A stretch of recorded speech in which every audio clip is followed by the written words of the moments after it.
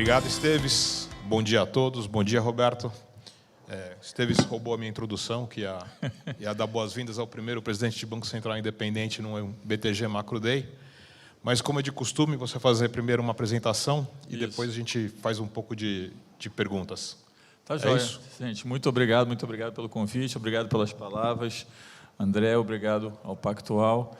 E é uma felicidade, uma honra estar aqui de novo nesse evento. Meu último evento antes do Copom. Então, vou fazer uma breve apresentação. Faço dali ou daqui? Posso fazer dali? Oi?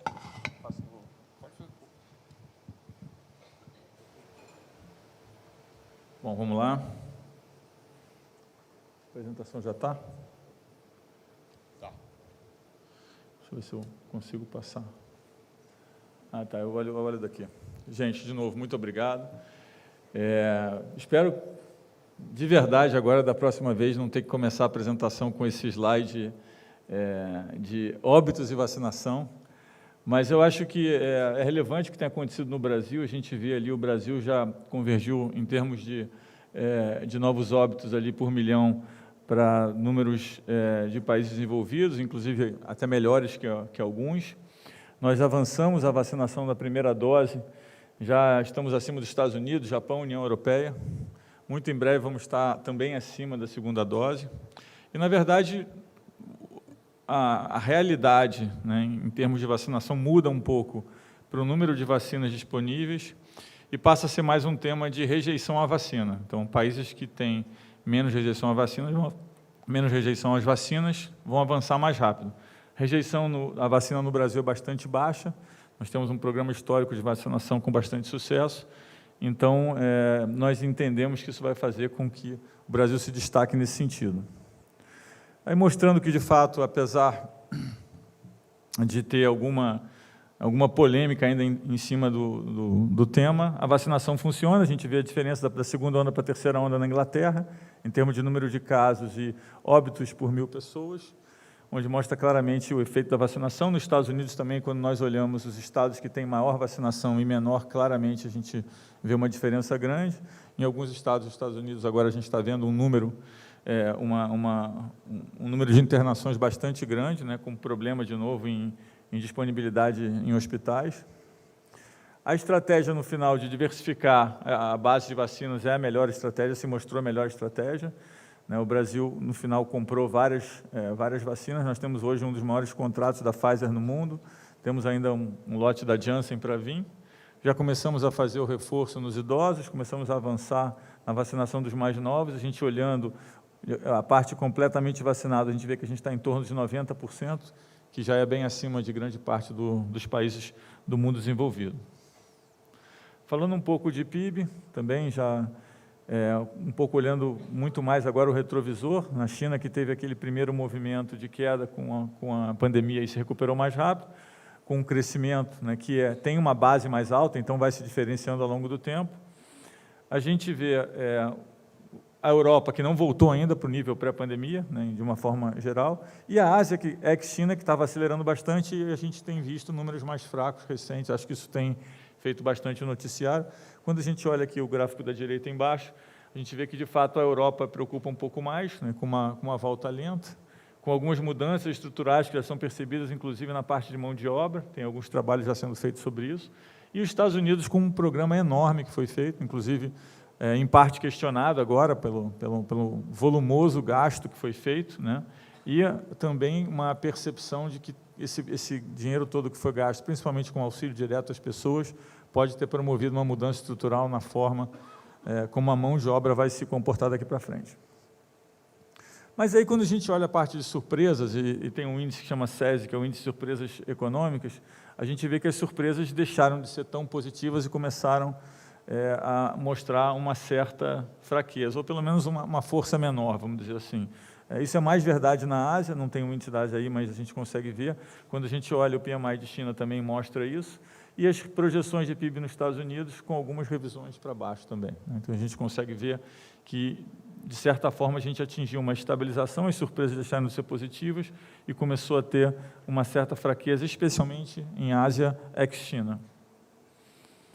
Quando a gente olha o mundo emergente, basicamente, a gente vê que grande parte dos países voltaram para os níveis pré-pandemia, em termos de PIB, mas o que a gente chama de scaring effect, ou seja, o movimento foi mais disruptivo em alguns países do que em outros. Isso está associado, em parte, ao volume de dinheiro que foi gasto.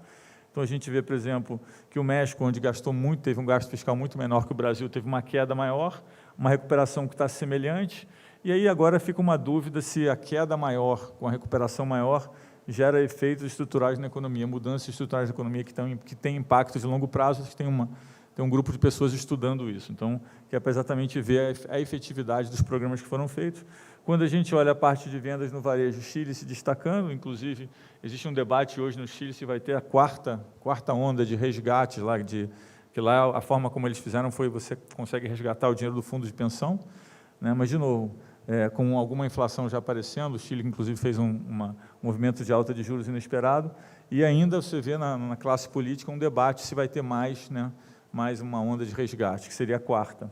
Quando a gente olha o efeito combinado aí de 20, 21 e 22, mais importante 20 e 21, a gente vê que o Brasil teve uma combinação de um programa de enfrentamento de pandemia bastante forte, que fez com que a queda em 2020 fosse menor, né, e surpreendeu, inclusive, grande parte dos analistas, e em 2021 uma recuperação que diria que está na média para cima do mundo emergente, mas com uma revisão, né, mais recente, de 2022 para baixo. A gente vai discutir um pouco sobre isso. Em termos de dívida, esse é um gráfico que eu sempre coloco, a gente vai falar um pouco do fiscal mais lá na frente, mas é importante mencionar aí que o Brasil já saía de uma posição mais frágil. Obviamente, durante a pandemia, teve uma aceleração de gastos grande, mas quando a gente olha em termos de convergência em relação ao que era esperado lá atrás, antes da pandemia, não está tão diferente assim. E o mundo segue muito endividado, né, com uma nova onda. Agora a gente está tentando entender como vão se comportar esses programas de saída de compras dos governos e a parte de alavancagem, e os países emergentes também com uma alavancagem bastante grande, com aumento de dívida bastante grande. Quando a gente olha a parte de inflação, as surpresas negativas estão em toda a parte. A gente hoje é muito difícil abrir o jornal um dia e não ver alguma surpresa de inflação para cima em algum país, né? Inclusive no Ásia ex-China isso tem acontecido também. Na semana passada tiveram 3 números fortes, mais recentemente um número na Colômbia, um número no Peru, um número no Chile, aqui mais próximo a nós, mas de uma forma geral a gente vê os PPIs, os índices ao produtor bastante elevados, tanto no mundo emergente quanto no mundo desenvolvido, e aí um debate enorme sobre como vai ser o pass-through, ou seja, como é a passagem do PPI para o CPI, ou seja, para o consumidor. E em alguns países a gente vê um pass-through bastante, aí tem uma certa diferenciação. Em alguns países a gente vê um pass-through mais alto, em outros um pass-through mais baixo, mas claramente esse tem sido o tema que tem dominado aí o debate recente. A gente vê uma inflação implícita que subiu no começo, no começo dos movimentos de enfrentamento à pandemia, dos programas de governo, e depois se estabilizou. Mas, de uma forma geral, o mundo ainda é otimista, com crescimento. A gente pode ver isso na parte de recomendações positivas no seu site, a gente pode ver em volumes de negócios, a gente pode ver em empresas sendo abertas, a gente pode ver principalmente na parte de tecnologia, que acho que tem sido destaque nessa pandemia. Então, de uma forma geral, o mundo ainda, em termos de rentabilidade de empresa, principalmente a parte mais ligada à renda variável, com movimentos bastante fortes. Quando a gente tenta antecipar o que a gente vê de inflação lá fora, a gente olha bastante a parte de imobiliária, e a gente vê que o número de países que tiveram alta no mundo imobiliário continua surpreendendo para cima. Teve um dado até a semana passada, que foi uma surpresa bastante grande. E aí um dado que começou a fazer alguma convergência, quando a gente olha a parte de habitação nos Estados Unidos, a gente tinha o Schiller, que era o índice de preço de imóveis, né, lá em cima, com o Rent Equivalent, que é o que entra na inflação, lá embaixo. A gente começa a ver uma convergência do Rent Equivalent. Eu tenho usado esse gráfico nas últimas apresentações, até tive que fazer um update ali, porque, de fato, a convergência começou a acontecer. Quando a gente olha o que a gente entende que a convergência pode ser, a gente gosta de olhar a expectativa de crescimento de preço de aluguel um ano à frente, a gente vê que está em torno de 9,75, que significa que tem uma inflação encomendada nos Estados Unidos ainda somente desse componente que é chamado de Rent Equivalent, porque nos Estados Unidos o que entra na inflação não é o preço de imóvel, e sim o aluguel equivalente. A parte de indicadores de manufatura, também todos mostrando uma recuperação forte. Nos Estados Unidos, a gente tem visto isso nos dados mais micro e dados mais de tempo real também, tanto na parte de estoques como entregas. A parte de preços deu uma pequena arrefecida, mas em níveis bastante altos, e a parte de encomendas também. Os dados de uma semana atrás mostraram um pequeno arrefecimento, mas ainda em níveis bastante altos. E aí a gente começa a entrar nesse acho que, grande debate que nós temos, que é essa dinâmica entre preço de serviço e preço de bens, né, que a gente já vinha discutindo. A tese mais disseminada, né, pelos banqueiros centrais, que estavam mais otimistas, com uma recuperação gerando menos inflação, ou com um fator temporário de inflação mais curta, de inflação alta mais curta. O que eles defendiam é que, olha, nós temos aí tivemos um movimento de distanciamento social muito grande, as pessoas ficam em casa, como as pessoas ficam em casa, consomem menos bens, né, e aí consomem menos serviços, perdão, e consomem mais bens. Então, a gente tem uma inflação de serviços, ao passo que, quando você está em casa, também você cria uma ruptura na produção de bens, então você tem mais consumo, com menos produção, você tem uma inflação de bens, e a parte de serviços, então, tem uma deflação, e quando você reabre a economia, como o preço de serviço é mais rígido, você demora mais a subir preço de serviços, ao passo que o preço de bens se estabiliza mais rápido. Então, isso vai fazer com que a reabertura devolva esse equilíbrio, de tal forma que a inflação alta vai ser muito temporária e vai se recuperar mais rapidamente. Isso eu já venho falando sobre isso há algum tempo. Isso não se mostra verdade. Na verdade, a gente vê, quando a gente olha a parte de tempo de entrega em vários componentes, a gente vê que, se eu tivesse esse gráfico aqui há 3 semanas atrás, ia estar melhor do que está hoje. Então, não só não está melhorando, como está piorando em alguns casos. A gente tem, hoje, o que se noticia mais é a parte de semicondutores, que a gente, há 5 meses atrás, se esperava que fosse estabilizar em 6 meses, agora a gente está falando em 1 ano, passando 6 meses, né? Passados 6 meses. Então, a gente vê, de fato, que tem um tema aqui. E aí a pergunta que fica é o quanto disso é uma mudança estrutural e o quanto disso, de fato, é uma ruptura na cadeia de oferta. E, na verdade, quando nós olhamos produção desses itens, eles tiveram alguma descontinuidade entre março e maio de 2020 e depois, em termos de volume, só aumentou a produção. Então, não pode ser uma descontinuidade muito grande na oferta, porque a produção só aumentou. Em grande parte desses itens aqui, teve muito pouca ruptura. Então, fica mais fácil dizer hoje que a gente tem alguma coisa estrutural acontecendo que tem aumentado, né, a demanda por esse componente, que a gente espera que vai ter uma normalização, mas que o processo de normalização está demorando um pouco mais. Isso cria uma persistência inflacionária nesses itens, não só no Brasil, como em grande parte do mundo. Então, a gente vê aqui, por exemplo, a parte de semicondutores, subindo bastante, lembrando que a produção de semicondutores não caiu em nenhum momento, ela só subiu, né, e os preços subiram também. Então, não é um tema, né, puramente de oferta. E a gente vê a parte de frete, se você olhar tanto o volume quanto o preço de frete, sim, teve uma interrupção entre abril e maio de 2020, mas depois também subiu bastante, tanto em preço quanto volume, então não parece, né, que é um tema de ruptura de oferta. E aí um outro tema que eu tenho falado, que é um pouco polêmico, e eu entendo que tem visões distintas, mas a gente tem abordado esse tema da inflação verde, que é basicamente o seguinte, né, para atingir um volume de energia renovável maior, nós precisamos de alguns componentes. E esses componentes, a produção desses componentes em si é um processo muito pouco verde, né? Eu diria um processo marrom. Então, o que a gente tem visto, eu olho isso, eu leio muitos jornais da América Latina, né? Eu vejo muito assim, fechou cobre no Peru, fechou cobre no Chile. Na China estão atacando as indústrias de alumínio que fazem um processo menos sustentável. Então, a gente tem, ao mesmo tempo, uma demanda grande para atingir esse estágio de economia verde, e, do outro lado, entendendo que, para atingir esse estágio, você precisa produzir minérios e componentes que não são verdes, você tem uma ruptura um pouco na oferta. Então, está gerando uma inflação nesse componente. A gente vê ali, basicamente, as fontes de energia renovável e a demanda de minério associada, de componentes associada. A gente vê, basicamente, a grande demanda que tem em cada uma delas, né? E a gente vê aqui o que tem acontecido em preços, olhando também a parte de aumento de componentes eletrônicos, lembrando que terras raras hoje é muito importante para fazer semicondutores. A gente tem aí concentração de terras raras muito grande na China, né? Então, a gente vê aí que existe uma fragilidade não só nessa parte de tentar atingir um processo sustentável, como também na distribuição de insumos. A gente vê aqui na parte de carbonos que depois que tivemos o anúncio lá do Parlamento Europeu, o preço disparou, não tem tido nenhuma queda. E aí fica um pouco essa mensagem, por exemplo, o alumínio está subindo 100%, a gente olha alguns minérios menores, mais relevantes para esse processo, estão subindo mais de 100%, então mostra que, de fato, nós temos essa dicotomia. Quando a gente olha, volta à parte de minérios mais padrão, eu diria, a gente tem uma queda grande de minério de ferro, até saiu uma notícia hoje em relação a alguns procedimentos na China. A gente, de fato, tem uma estabilização aí na parte de grãos e metais, ou estabilização ou acomodação, depende de como você olha. Quando nós olhamos aqui, os IPCs ainda estão altos, né? A gente tem os números esperados para essa semana de alguns países chaves, mas assim, a gente está ainda vendo o Brasil está alto, mas está bem perto de alguns outros países, como China, como Rússia, Índia, o México subindo mais na ponta, o México teve uma surpresa recente também na ponta. Então, a gente vê que, de fato, tem um componente grande global nisso.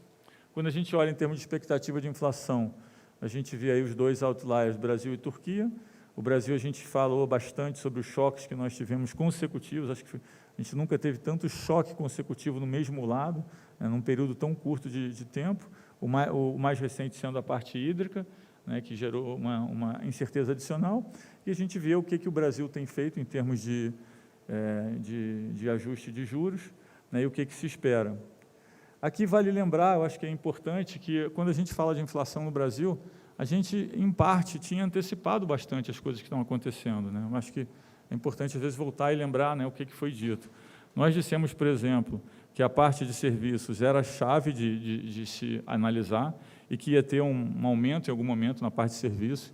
A gente entendia que tinha uma parte que ainda não estava reaberta da economia, que ia ter algum tipo de reajuste represado, porque você demora a reajustar até, de fato, você começar a ter a parte de serviços. Isso, de fato, tem saído, tem se confirmado nos números. A gente tem discutido bastante em termos de o que significa esse deepening da parte financeira, o que significa isso em termos de aumento da potência de política monetária. E aqui eu queria dizer que, quando a gente fala que vai fazer o que precisa ser feito para atingir a meta de inflação, no horizonte relevante, significa que a gente vai levar a Selic aonde precisar para atingir esse processo. Mas não significa que vai alterar o plano de voo a cada número que saia em alta frequência. Então, acho que é importante passar essa mensagem. Falando um pouco do PIB, a gente vê que, de fato, tivemos uma recuperação em V, bastante importante, ainda que existam umas revisões para baixo mais recente no ano de 2021 e no ano de 2022, a gente falou um pouco sobre isso. E quando a gente olha o emprego, aí, de fato, a gente continua com aquela dicotomia também. A gente tem dois números que têm mostrado resultados diferentes. A gente usa proxies para isso, a gente usa CNI, a gente usa a parte INSS, a gente usa FGTS, a gente usa várias informações para tentar ver o que a gente acha que mais se aproxima da realidade. A gente tem dito que a gente acha que o que mais se aproxima da realidade é o número CAGED, ou seja, de fato, o Brasil está gerando emprego. A gente vê um aumento da população ocupada agora com reabertura da economia, e a gente acha que a parte informal deve começar a melhorar em breve e acelerar a melhora, mas a gente acha que tem uma mudança estrutural que vai fazer com que parte dessa recuperação do emprego formal ainda demore um pouco mais. Aí, só olhando um pouco os dados de alta frequência, mostrando o crescimento na ponta, a gente vê a eletricidade ali já uma certa estabilidade, a gente tem todo um tema em torno da eletricidade.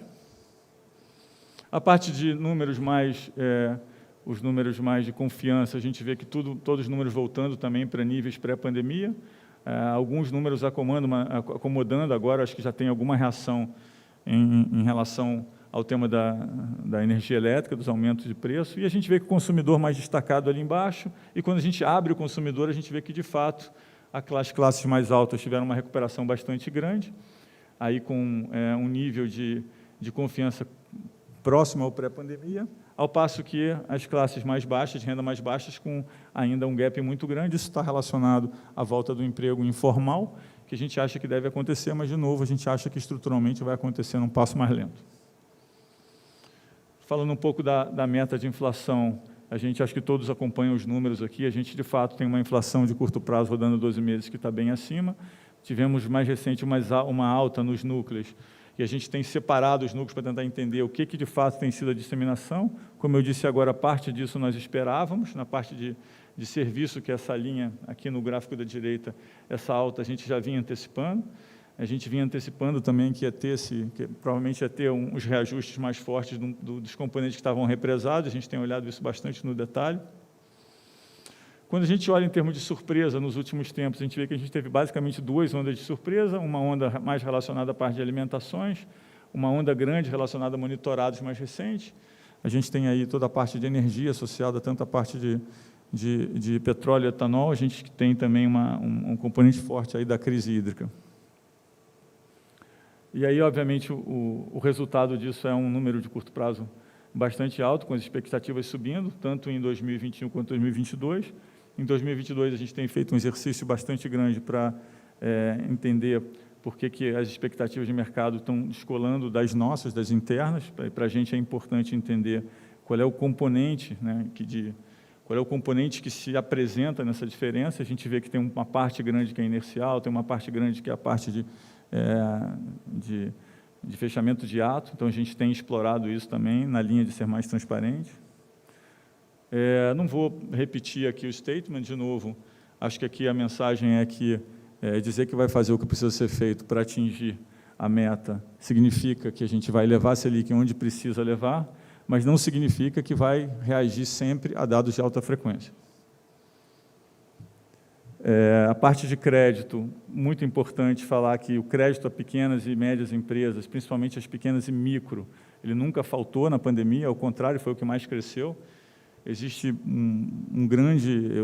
acho que uma grande inquietude em relação não, mas durante a pandemia as pequenas empresas ficaram sem crédito, tiveram muitas empresas quebradas, e a gente olha, na verdade, isso não aconteceu, ao contrário, nós tivemos recorde de abertura de empresa. Inclusive, o acesso a crédito das pequenas empresas, em termos de crescimento de crédito, foi maior do que as médias, foi maior do que as grandes. Então, a gente mostra isso aqui. Lembrando que o Banco Central fez muitas medidas junto com o governo durante a pandemia, foi 17% de liquidez, 20% de capital, mais todos os programas que o governo fez. A parte de emissões, que 2020 tinha tido uma pequena interrupção, voltou forte já em 2021, a gente vê isso. A gente vê que na parte de crédito a gente teve uma ruptura na parte de spreads, principalmente no mundo de crédito privado.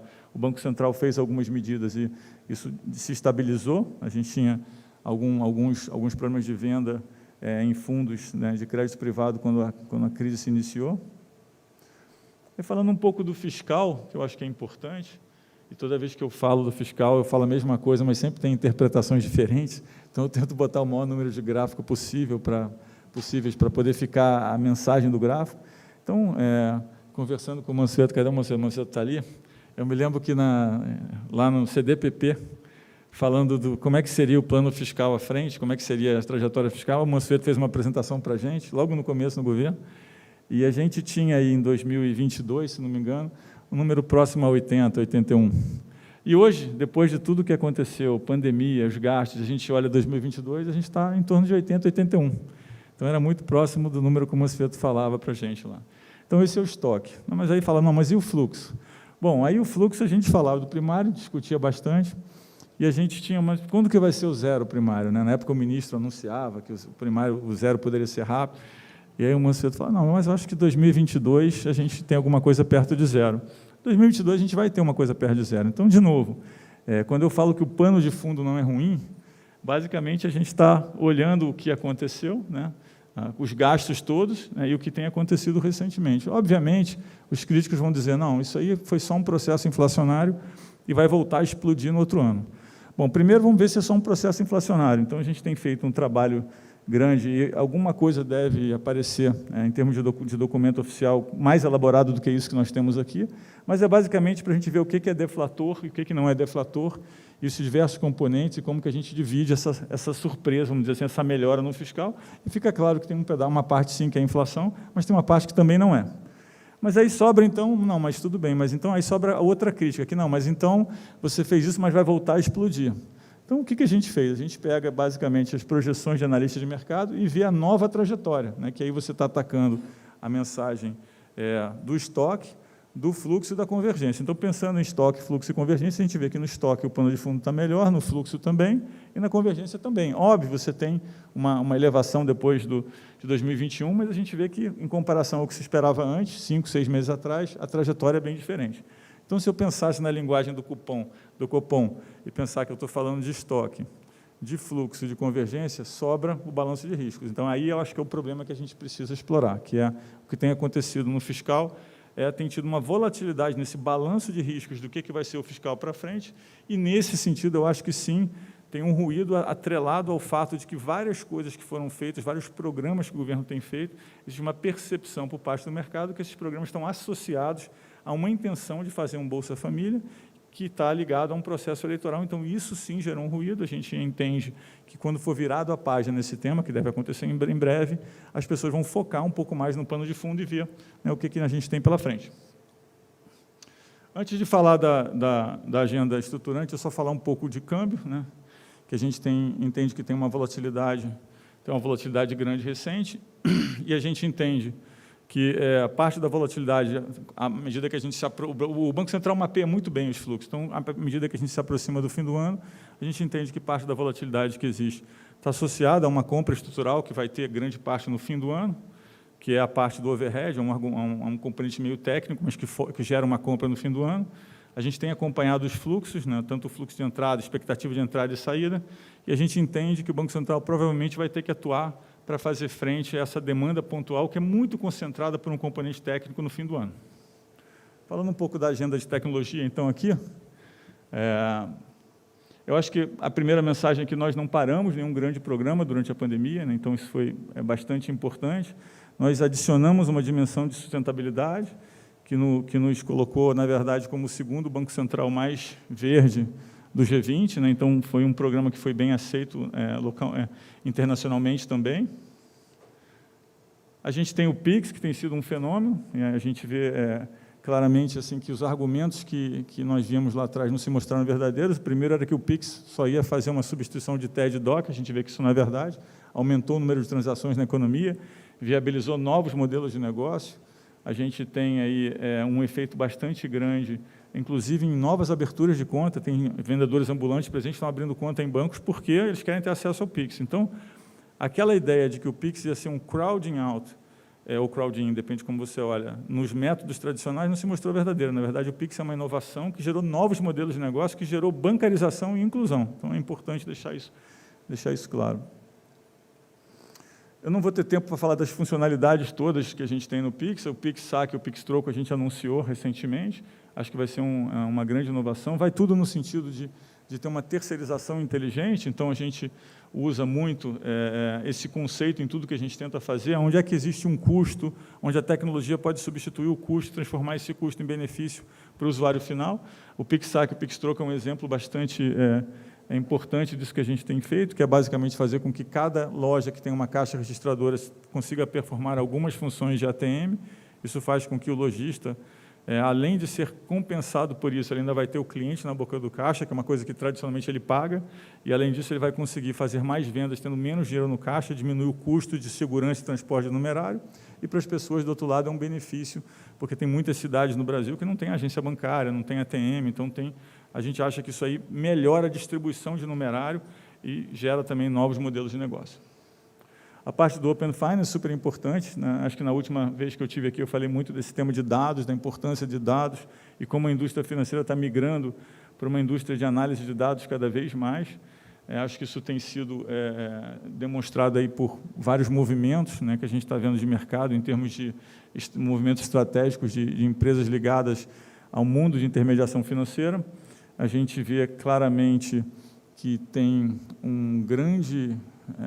uma grande literatura hoje, um grande volume de informações saindo dos bancos centrais que demonstram que existe uma inquietude em relação a criptomoedas, stablecoins, toda essa parte de DeFi, ou seja, que é um mundo financeiro que está fora do ambiente regulatório. A gente entende que o Open Finance é muito importante para trazer esse mundo, né, para uma sintonia maior. A parte da modernização da legislação cambial, a gente ainda precisa aprovar o nosso PL no Senado, já foi aprovado na Câmara, espero que a gente consiga aprovar no Senado em breve.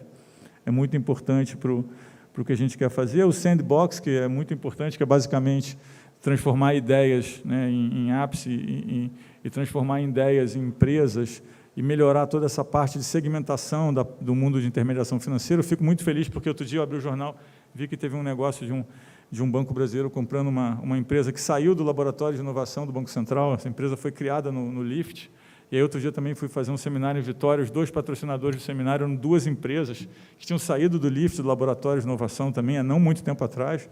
Então, mostra, né, como o Esteves tinha mencionado, que o jovem brasileiro quer empreender, quer fazer novas empresas, quer participar, isso é muito bom, né? A gente vê um movimento grande nisso, e para isso a gente precisa de um ambiente regulatório que seja propício.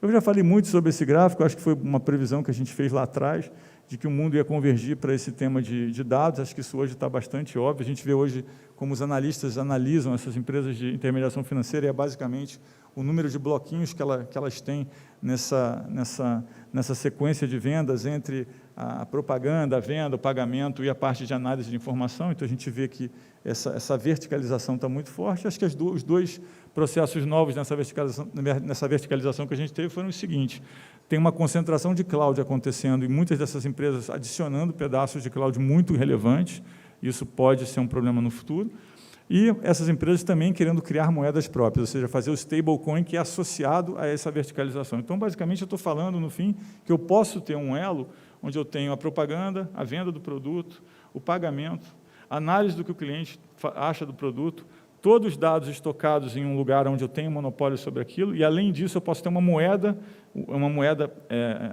do próprio grupo vertical que propicia as transações. Então, isso é um tema que a gente tem discutido bastante. A reação do Banco Central foi acelerar a parte de pagamento instantâneo. A gente acha que o pagamento instantâneo ele vai fundir com a parte de Open Finance, porque para você ser iniciador de pagamento, você vai vir através do Open Finance. A gente entende que tudo isso culmina na moeda digital.